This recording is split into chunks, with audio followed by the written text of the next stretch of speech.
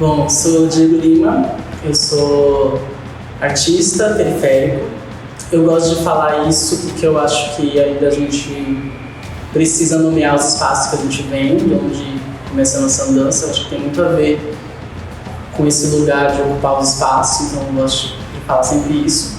Sou ator, diretor, também escrevo, mas não gosto de falar que sou dramaturgo e produtor cultural. Eu sou Renan, tenho 25 anos, sou artista, sou da periferia, sou educador, sou coordenador de cultura, de espaços. Entender o território é muito importante, né? Falar sobre o território, entender historicamente o território, historicamente o equipamento que eu estou, historicamente as pessoas que estão lá. Eu acho que vem do tempo, né? Esse amadurecimento ele vai vindo com o tempo. Assim. A cultura e a arte, de modo geral, sempre é uma saída para um jovem, uma criança periférica, no sentido de sobrevivência, né? Traçando a minha própria realidade, que cresci e morei por muito tempo em comunidade e sempre usufruí desses equipamentos.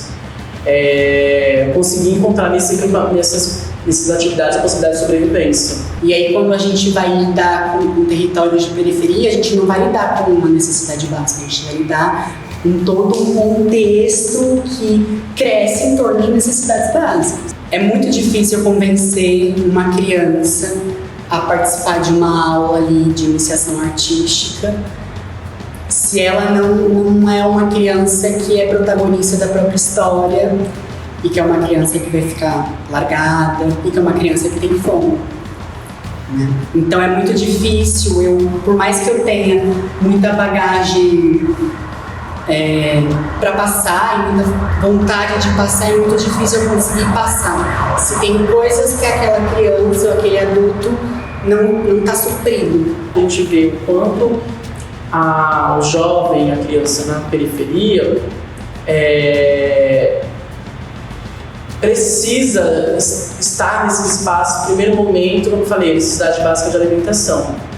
Tinha muitas dessas crianças que iam para os equipamentos para comer, assim, era um fato, assim, para alimentação. Isso não foi uma coisa da minha realidade, mas é uma coisa que eu vivi muito como educadora, como oficineiro.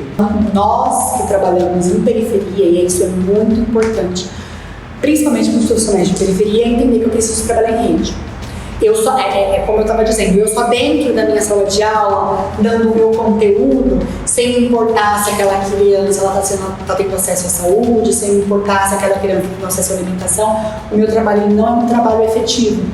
Então eu vou continuar sendo um profissional passivo perante aquela criança. E aí do próprio professor sair desse lugar de passivo, né, e entender também qual que é a função social daquele professor.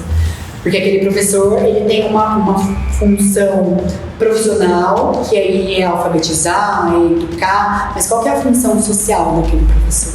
Eu acho que devia existir um diálogo entre as duas, a serviço da comunidade, da família, das escolas, né, de presença, quando as crianças estavam em situação de violência familiar, então a escola também tinha que saber, né, porque isso também influenciava na evasão.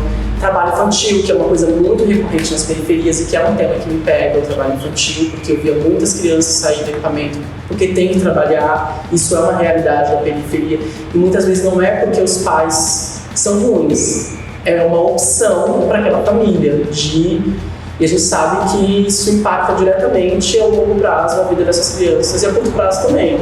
Por que eu estou falando isso? Porque eu acho que esse olhar a escola não tem e a escola não consegue ter. Não tem esse olhar para essa individualidade, para essa questão, olhar a criança e adolescente como um ser único e entender a sua individualidade, as necessidades, potencialidades. Não tem, está todo mundo dentro de um todo que não dá conta de identificar. Então eu acho que é muito difícil assim, você conseguir estar profissionalmente, não só profissionalmente, mas pessoalmente dentro desses territórios, porque você vai lidar com a violência o tempo inteiro. Né? E aí a gente está falando de violência institucionalizada. E eu nem estou julgando a escola, mas eu julgo um sistema maior que representa que a escola está inserida também. que é esse olhar generalizado e pouco respeitoso das individualidades, das singularidades, das subjetividades, das necessidades, das demandas pessoais. Porque eu acho que todo mundo quer ser racional, só que a gente está tão acostumado ao correr, ao ter que trabalhar, ter que produzir, ter que entregar, que a gente não consegue racionalizar. A gente não consegue racionalizar as nossas violências enquanto pessoa que sofre essas violências, e também a gente não consegue racionalizar as violências enquanto pessoa que pratica a violência. E aí acho que tem muito desse lugar. E claro, ter contato também com outros profissionais que são mais maduros, que são mais experientes, que estão no território há mais tempo. Né? Entender essas outras sabedorias e tentar me guiar por um ponto, falar que quero seguir este caminho enquanto profissional. Então, as nossas realidades elas são muito impactadas com esse lugar desigual, esse sistema que é excludente, que é pensado para a formação de uma mão de obra barata. Eu acho que é tudo muito pensado nesse sentido mesmo, para colocar a periferia a serviço de um sistema que quer nos oprimir e pelo contrário, assim, não quer entregar nada, mas tirar. Não é fácil você ser um profissional que vai lidar com 30 crianças todos os dias, né? Mas ainda assim, quando a gente atua dentro de periferia, a gente precisa se articular, a gente precisa se munir. A gente precisa munir a minha criança, precisa munir o meu profissional. Então, hoje a gente poder trazer esse empoderamento da beleza, né, trazer uma autoestima, enfim, trazer isso a partir de material didático também, para a criança se olhar e se ver. E é isso.